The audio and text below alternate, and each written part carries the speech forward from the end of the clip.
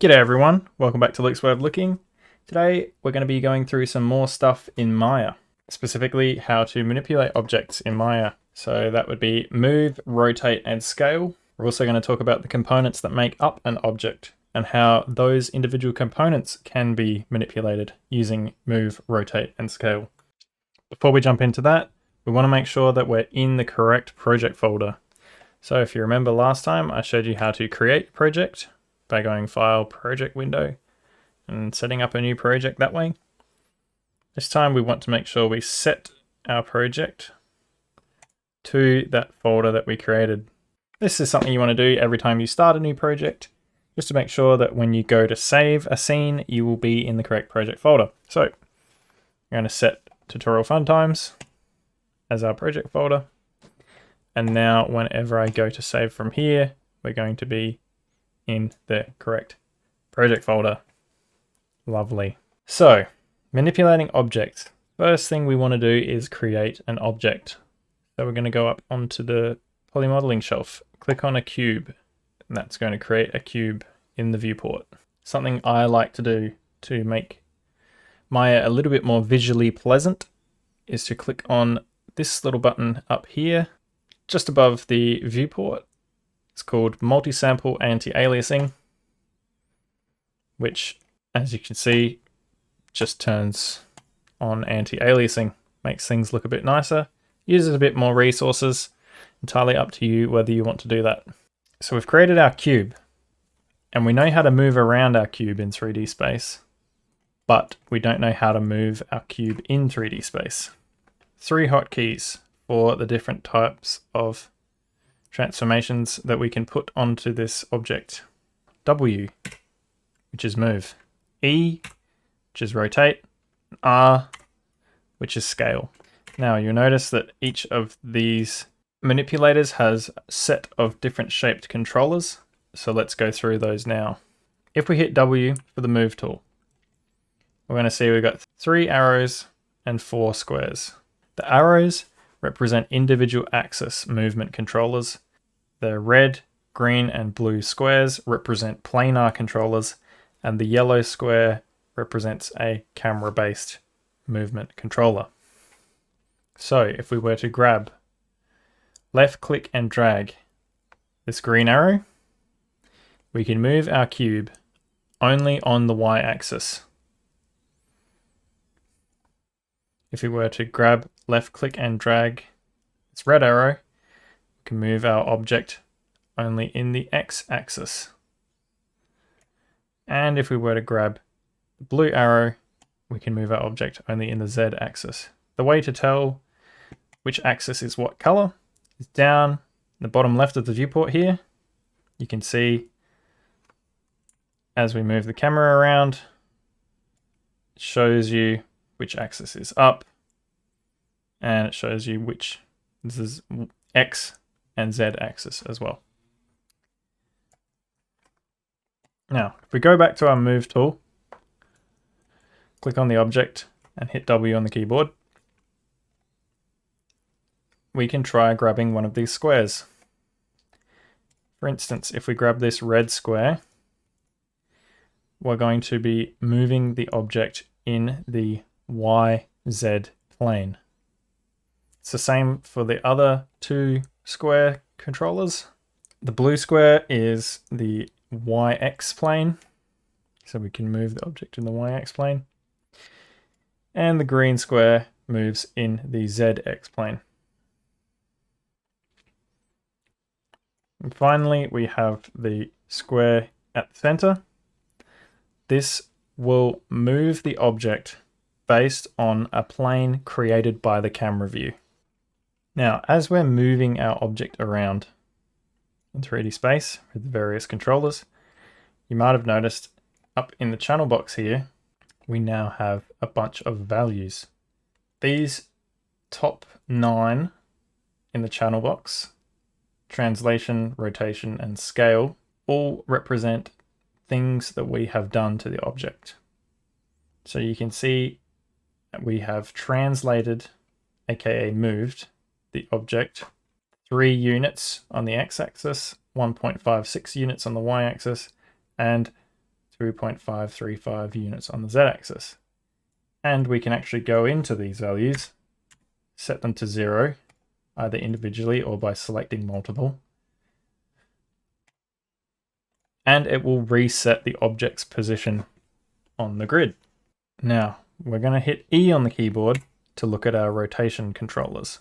And as we do rotation operations on the cube, I want you to keep an eye on the rotation values in the channel box. So we have a different set of controllers, but a similar idea. This red circle is going to rotate the object around the x-axis. This blue circle is going to rotate the object around the z-axis. And the green circle will rotate the object around the y-axis.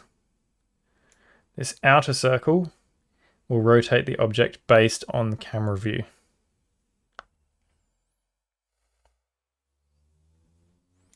And we can see that all of the rotations have been stored in the channel box. And we can go and edit these to our liking as well. Alrighty, we're going to click on our object to select it. We're going to hit R on the keyboard. This selects the scale tool. The controllers in the scale tool look very similar to the controllers in the move tool because they are very similar. Instead of arrows, we have these little sticks with cubes on the end, but everything else operates in a very similar way. So we can grab this green stick with a cube on it. That's going to scale our object in the y-axis. And you can see it scales it on either side of the object's pivot. If I grab this red stick, it's going to scale the object only in the x-axis. And the blue stick scales the object in the z-axis. And then obviously we have our planar scale controls, so we can scale the object in the YX plane by using this planar controller, and so on and so forth. Obviously, the center controller is just a global scale. It's not based on the camera view, it will just scale the object in all axes equally. So if we reset our scale transformation values to 1, you can see if I just use this global controller, it scales the object in every axis equally.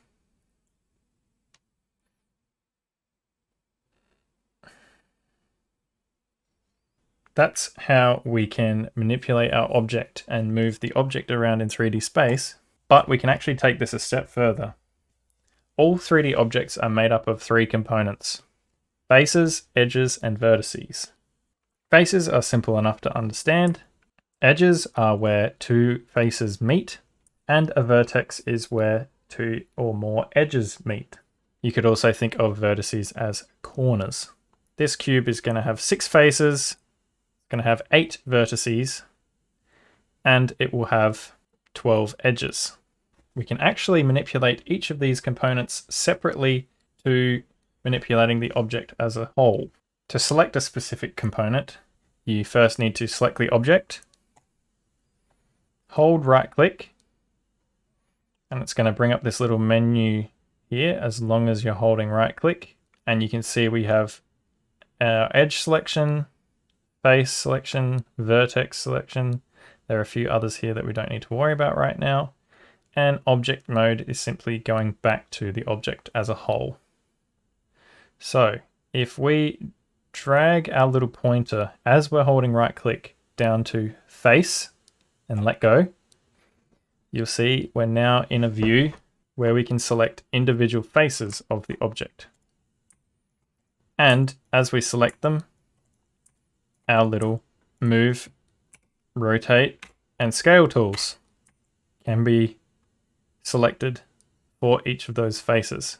For instance, I can select this top face, hit E on the keyboard to rotate, and now I'm rotating just this face of the object. We can hold right click again, bring up a little menu, drag our pointer over to vertex, let go, and now we can select our individual vertices of the object.